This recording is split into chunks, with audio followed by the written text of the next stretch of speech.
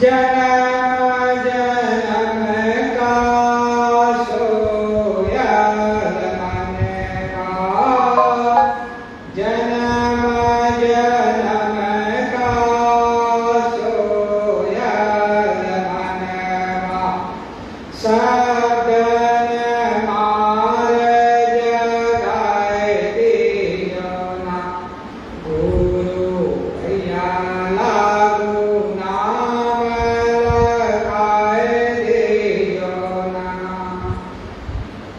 गुरु भैया लागू नाम लगाए दियो ना। घट अंधियार नयन नाही शोधे, घट अंधियार नयन नाही शोधे, ज्ञान का दीप जलाए दियो ना, गुरु भैया लागू नाम लगाए दियो ना, गुरु भैया लागू नाम लगाए दियो ना, गुरु भैया लागू नाम लगाए दियो ना। गहरी नदिया गम बहाए धरवा, गहरी नदिया गम बहाए धरवा, खेय के पार लगाए दियो ना, खेय के पार लगाए दियो ना, गुरु भैया लागू नाम लगाए दियो ना, गुरु भैया लागू नाम लगाए दियो ना। विष की लहर उठत घट अंतर, विष की लहर उठत घट अंतर, अमृत बोध चुवाए दियो ना, गुरु भैया लागू नाम लगाए दियो ना, गुरु भैया लागू नाम लगाए दियो ना, गुरु भैया लागू नाम लगाए दियो ना। धर्मदास के अरज गोसाई, धर्मदास के अरज गोसाई, अबरी खेप निभाए दियो ना, गुरु भैया लागू नाम लगाए दियो ना, गुरु भैया लागू नाम लगाए दियो ना, गुरु भैया लागू नाम लगाए दियो ना। बोलिए सद्गुरुदेव की जय। सद्गुरु कबीर साहब का एक प्रसिद्ध और मार्मिक पद है, बंदे कर ले आप निवेरा, आप जियत लग आप ठहर कर हुए कहाँ घर तेरा, यही अवसर नहीं चेता प्राणी अंत कोई नहीं तेरा, कहें कबीर सुनो वैसा हो कठिन काल को घेरा। सद्गुरु कबीर साहब कहते हैं, बंदे कर ले आप निवेरा, ऐ वर्तमान जीव तो अपने आप का छुटकारा कर लो, अन्यथा बंधनों में बंधे बंधे संसार से बंदे कर ले आपने मेरा, आप जियत लखु आप ठहर कर हुए कहाँ घर तेरा। जीते जी अपने जीवन को समझो कि मरने के पश्चात तुम्हारा ठिकाना, तुम्हारा घर, तुम्हारा काम, तुम्हारा स्थान कहाँ होगा। आप जियत लखु आप ठहर कर हुए कहाँ घर तेरा। यही अवसर नहीं चेता प्राणी अंत कोई नहीं तेरा। इस समय यही अवसर नहीं चेता प्राणी, यदि तुम समझते नहीं हो, जागरूक नहीं होते हो, यही अवसर नहीं चेता प्राणी अंत कोई नहीं तेरा। जिसे तुम अपना अपना मानते हो अंत में कोई अपना नहीं होता है। कहा कबीर सुनो वैशालो कठिन काल को घेरा। कबीर साहब कहते हैं पुकार करके लोगों को जगा करके कठिन काल को घेरा। जिस दिन काल का घेरा पड़ेगा, काल का तमाचा पड़ेगा तो असह दुख सहना पड़ेगा। कहने का तात्पर्य है संसार में सभी जीव बंधनों में बंधा हुआ। बंदे कर ले आप मिलेगा। जो बंधनों में बंधा होगा उसी को तो समझाया जाएगा ना कि तू बंधनों को छुड़ा ले। अब आदमी क्या करता है, बंधनों में बंधा हुआ है और बंधे हुए गुरु के पास जाता है। बंदे को बंधा मिला छूटे कौन उपाय, कर सेवा निर्बंध की पल में ले छुड़ाए। आदमी करता क्या है, खुद बंधनों में बंधा है। अब कौन सा बंधन है, अदृश्य, दिखाई नहीं देता है कोई भी बंधन। हाथ में कोई रस्सी बांध देता है तो हमें दिखाई देता है, पैर में कोई रस्सी बांध दिया या कुछ बना होता है वो भी दिखाई देता है, सिर में भी बना होता है वो भी दिखाई देता है। लेकिन अंतःकरण में, मन में जो बंधन बना हुआ है, किसका बंधन है, मान्यताओं का बंधन। मान्यताओं का जो बंधन बना हुआ है वो आदमी को समझ में नहीं आता। अब किसके शरण में जाता है बंधनों को छुड़ाने के लिए, जो बंधन में बंधा हुआ। छुड़ाने जाता तो है बंधनों को, लेकिन किसके पास जाता है, जो बंधन में खुद बंधा हुआ। अब बंधनों में बंधे हुए व्यक्ति के पास कोई व्यक्ति जाता है कि मेरे बंधन को छुड़ा दो, तो वो कैसे छुड़ा पाएगा, नहीं छुड़ा सकता। एक बार की बात है, एक कथाकार थे, खूब कथा कह रहे थे और कथा सुनने से आदमी बंधन से मुक्ति पा लेता है, स्वर्ग चला जाता है। महात्मा इधर से निकले, उसने कहा अच्छा कथा सुनने से यथा मुक्ति होगी तो अच्छी बात है, लेकिन बंधन तो कटता नहीं है, बंधन बना रहता है। उसने कहा कथा मात्र सुनने से किसी के मन का बंधन नहीं कट सकता। क्यों? क्योंकि कथा में कहानियां होती, अब कहानियों से बंधन से छुट्टी नहीं मिल सकती। जैसे अभी दोपहर के सत्र में ताम्रध्वज और मोरध्वज की कहानी सुन रहे थे। अब कहानी में सार है, लेकिन उससे बंधन कट जाए, कटने वाला है, बंधन कटने वाला नहीं है। तो कथाओं में रोचकता होती है, शिक्षा भी होती है और जीवन में एक आदर्श मिलता है, लेकिन बंधन नहीं कर सकता।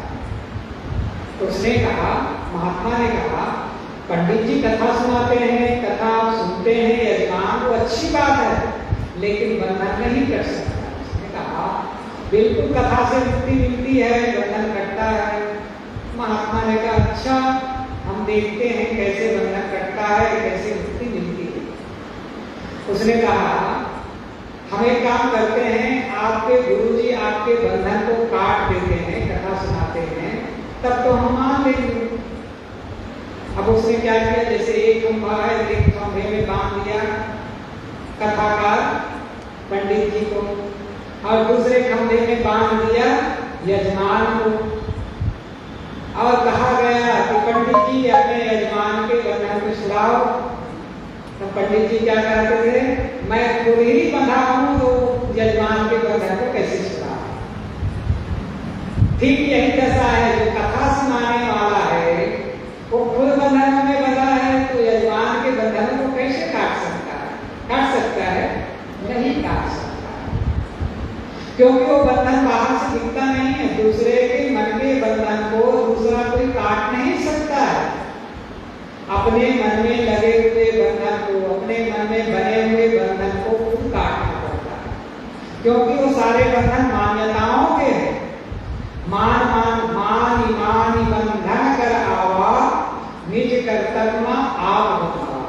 सारे बंधन जो होते हैं मन में, वो मान करके होता है, मान्यताकृत होता है। मान्यताकृत का मतलब होता है मान लो तो अपना, मान लो तो बंधन, ना मानो तो कोई कुछ भी बंधन नहीं, इसलिए वो मान्यता मात्र बंधन है। आपके क्षेत्र में ऊंट होता है ना? रेगिस्तान में चले जाएंगे तो ऊंटों की सवारी होती है, और जैसलमेर बाड़मेर क्षेत्र में तो ऊंट से ही सामान ढोने का काम किया जाता है। उधर थोड़ी से कल फोन आया था। थोड़ी क्षेत्र में एक दो बार सदगुरु श्री अभिलाष साहब जी के साथ कार्यक्रम में जाना हुआ, तो देखे कि वहाँ रेत ही रेत, रेत के अलावा कुछ भी नहीं, पेड़ पौधे भी नहीं। तो वहाँ ऊँटों की सवारी करते हैं। कहने का तात्पर्य है आपके क्षेत्र में ऊँट होते हैं और ऊँटों की सवारी होती है। तो एक बार की बात है, एक ऊँटों का सौदागर, ऊँटों का व्यापारी ऊँटों को बेचने के लिए एक स्थान से दूसरे स्थान ले जा रहे हैं। सैकड़ों ऊँट थे उसके पास, बेचने ले जा रहे थे। एक धर्मशाला में जो बड़ा सा बाड़ा बना हुआ था ऊँटों को रखने के लिए, और आदमी व्यक्तियों को रुकने के लिए भी स्थान था। वहाँ ऊँटों को टिका दिया, वहाँ चारा दे दिया गया, पानी दे दिया गया ऊँटों को, और जो घेरा था बहुत बड़ा घेरा नहीं था, वहाँ से ऊँट भाग नहीं सकते थे। तो उसने क्या किया, उसने हर ऊँटों को बांधने के लिए धर्मशाला वाला ने रस्सी दिया, और जगह जगह कील लगे हुए थे, उसने ऊँटों को बांध दिया। संयोग की बात, एक रस्सी कम पड़ गई। अब एक रस्सी कम पड़ गई, उसने कहा कि एक रस्सी से यदि ऊँट को नहीं बांधूंगा, एक ऊँट को, तो रात में भाग ना जाए, कहीं चला ना जाए, और चला जाएगा तो फिर परेशानी होगी, ढूंढना पड़ेगा। इसलिए इसको क्या किया जाए, धर्मशाला के जो मुनीम था उसके पास गया, उसने कहा भाई कहीं से इंतजाम करिए एक रस्सी की, ताकि एक ऊँट को भी बचा हुआ उसको भी बांध दो। तो उसने कहा ऐसा करो, ऊँट का एक स्वभाव होता है, ऊँट को यदि बांधने का नाटक कर दो तो भी ऊँट चुपचाप बैठ जाता है या खड़ा रहता है, ये कहा जाता है।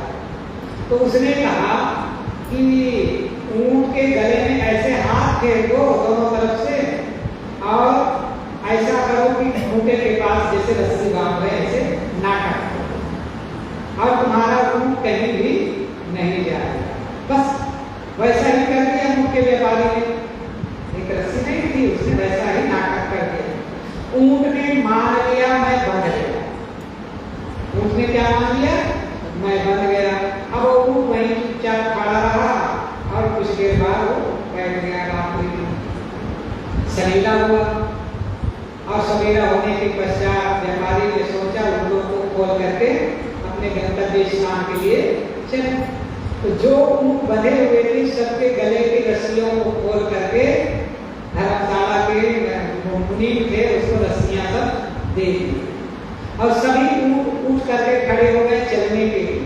लेकिन जो जिस ऊँट को बांधा नहीं गया था, तो जो मालिक था, व्यापारी था, उसने सोचा ये ऊँट तो बंधा ही नहीं है, अब इसको खोलना है। तो उसने उस ऊँट को खोला नहीं।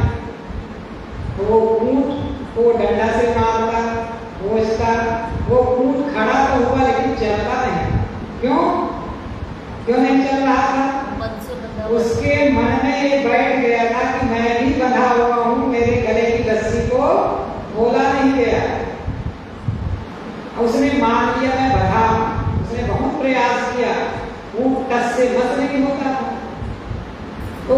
दौड़े गया मुनि के पास। उसने कहा भाई आपने कैसा बता दिया, उसके गले में हाथ फेर दो और नाटक कर दो फूटे में, वो मान लेगा तो बन गया। अब जब वो बंधा नहीं, उसको मैं चलने के लिए डंडा लगाता हूँ, वो ऊँट कहीं चलता नहीं, आपने क्या कर दिया? उसने कहा भाई कुछ भी नहीं हुआ है, आपने बांधने का नाटक किया है, बस खोलने का भी नाटक कर दो, वो ऊँट चल पड़ेगा। बस वो व्यापारी गया और गले में हाथ फेरा और खोलने का नाटक किया, ऊँट चल पड़ा। कहने का तात्पर्य है, इस कहानी का सार ये है कि वो ऊँट के अंदर क्या हुआ था, उसके मन में क्या हुआ था, वो मान रखा था कि मैं बंध गया, अब खोलने का नाटक किया, खुल गया। ठीक ऐसे ही संसार के सभी मनुष्यों के अंदर का बंधन होता है, मान करके बंधन होता है। मानो तो बंधन, ना मानो तो कोई बंधन ही नहीं होता। मान्यताओं का बंधन होता है, चाहे परोक्ष का बंधन हो, चाहे प्रत्यक्ष का बंधन हो। परोक्ष और प्रत्यक्ष के दोनों के बंधन मान्यतातीत होते हैं। परोक्ष समझते हैं, प्रत्यक्ष समझते हैं। प्रत्यक्ष का मतलब, अक्ष का मतलब होता है आंखें। अक्ष का मतलब क्या होता है? आंखें। और प्रति का तात्पर्य होता है सामने। प्रत्यक्ष सामने आंखों से देखा गया उसे कहा जाता है प्रत्यक्ष। प्रत्यक्ष के मान्यता की सुख अर्थात पंच विषयों का सुख जो होता है वो भी मान्यताकृत होता है। परिवार को भी हम अपना क्या करते हैं, मानते हैं। मान करके अपना मानते हैं तो बंधन बनते चला जाता है, और ना मानो तो बंधन नहीं बनता। जब कभी के किसी परिवार में होता है, पति पत्नी में खूब विवाद हो जाता है, खूब लड़ाई हो जाती है, लड़ाई इतनी हो जाती है कि तलाक का नौबत आ जाता है। और जब तलाक हो जाता है तो क्या वो पति पत्नी होते हैं? बस मान लिया कि हम पति पत्नी नहीं, बस मान लिया। पिता पुत्र है, पिता पुत्र में लड़ाई हो जाती है, होता देखा जाता है। इतनी लड़ाई हो जाती है तो पिता कहता है कि तुम मेरे पुत्र नहीं हो।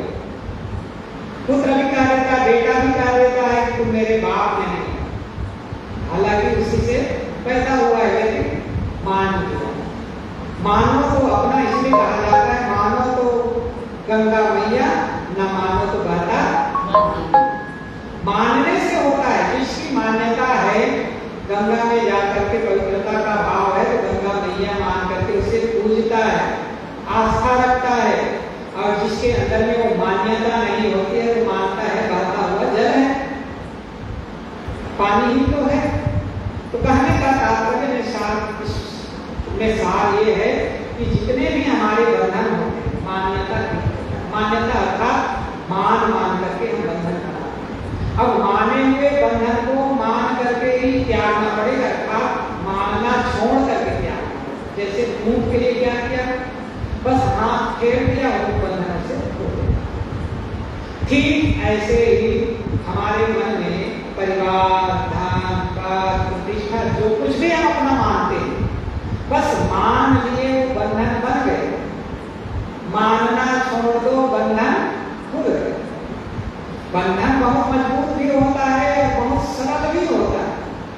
मजबूत इसलिए हो जाता है कि हम गहराई से मान लेते हैं। जब गहराई से मान लेते हैं तो बंधन गहरा हो जाता है, और गहराई से नहीं मानते हैं तो बंधन हल्का हो जाता है। किसी भी धन को, किसी भी पदार्थ को, या किसी भी व्यक्ति को, या किसी भी चीज को हम गहराई से बिल्कुल मोह पूर्वक मान लेते हैं, वो पक्का बंधन हो जाता है। गहराई से हमारे मन में उसका रेत पड़ जाता है और हमारा मन उसमें बंधा होता है। और जब हम मान लेते हैं कि इसमें कुछ भी नहीं रखा है, कोई प्राणी है, तो प्राणियों का स्वतंत्र अस्तित्व होता है। मेरा क्या है, परिवार के लोग हैं। अब एक चीज समझना है, कोई पति है, कोई पत्नी है, कोई पिता है, कोई पुत्र है, कोई भाई है, कोई बंधु है और रिश्तेदार है, तो सबका स्वतंत्र अस्तित्व होता है। जीव किसी का नहीं होता है। जीव है, घर परिवार के लोग हैं, सबका जीव स्वतंत्र है।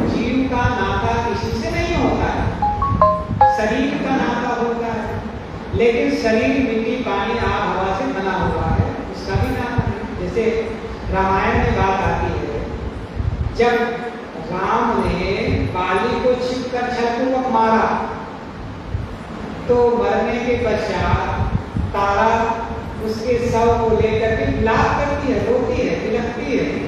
तो राम जी क्या कहते हैं, छिप जल पावक गगन समीरा पंच रचितया अधम समीरा प्रगट सुतंत आगे शोभा जीव नित्य तुम तेगा रोवा। राम जी तारा को समझाते हुए कहते हैं, छिप जल पावक गगन समीरा, यदि तुम्हारे प्रति ये पंच भौतिक शरीर ही है तो छिप जल पावक गगन समीरा, पंच तत्वों से तुम्हारे प्रति का शरीर बना हुआ है। प्रगट स्वतंत्र आगे शोभा जीव नित्य तुम कहीं लग रोगा। यदि तुम शरीर को पति मानती हो तो शरीर तो पड़ा हुआ है, यदि आत्मा को पति मानती हो तो आत्मा तो नित्य है, अजन्मा है, वो कभी मरता नहीं है। जीव नित्य तुम कहीं लग रोगा। तो कहने का तात्पर्य है, जीव किसी का पति नहीं होता है, जीव स्वतंत्र होता है।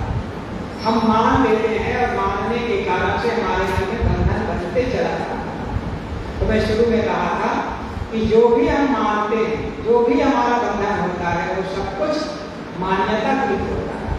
जितना हम मानते चले जाते हैं उतना ही हमारे अपने मन में बंधन बनते चला जाता है। इसका मतलब ये भी नहीं है कि माने ना माने, लेकिन हल्का गहराई से मोह पूर्वक प्रगाढ़ भाव पूर्वक मानने से बंधन बनता है। हल्का मानने से व्यवहार चलाने के लिए मानना पड़ता है। जैसे भोजन करना है तो भोजन को आप कहें कि नहीं मानेंगे तो नहीं चलेगा, भोजन करना पड़ता है, कपड़ा पहनना पड़ता है, दिमाग की जगह रखना पड़ता है। लेकिन गहराई से मोह करने से अहंता और ममता जब बन जाता है तो वही बंधन का कारण होता है। मैंने शुरू किया था सतगुरु कबीर साहब का पद, बंदे कर ले आप मेरा, आप जियत लगो आप ठौर कर मुए कहाँ घर तेरा। कबीर साहब कहते हैं, बंधन बना बना करके तू उसी बंधनों में बंधा हुआ है, और वो बंधन मान्यता की है, ना लोहे का बंधन है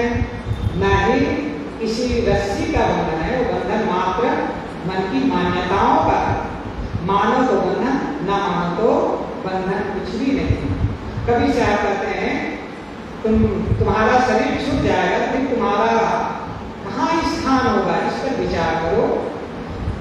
और अंतिम में कहते हैं, कहें कभी सुनो भाई साधो कठिन काल का घेरा। ये काल का घेरा कठिन है, काल का तमाचा लगते ही जिसे तुम अपना मानते हो, जिसे तुम मेरा कहते हो, वो सब कुछ क्षण पल में छूट जाएगा। जब छूट जाएगा तो तुम्हारा जो मान रखे हो तुम्हारे साथ नहीं जाएगा, तुम्हारा हो भी नहीं सकता है कि मान मान करके दुखी परेशान और चिंतित क्यों होते हो। इसलिए मानना छोड़ करके, मान्यताओं का त्याग करके बंधनों का त्याग करो। बंधन कठिन नहीं है, बंधनों का त्याग करना सरल है। और जिसके अंदर से बंधनों की निवृत्ति हो जाती है वो अपने जीवन में और ठिकाना लगा देता है, अर्थात अपने स्थान को प्राप्त कर देता है, मोक्ष को प्राप्त कर देता है। सतगुरु कबीर साहब ने दफ्तर में थोड़ी देर निवेदन किया। इन्हीं शब्दों के साथ में अपनी वाणी को विराम देता हूँ। बोलिए सतगुरुदेव की जय।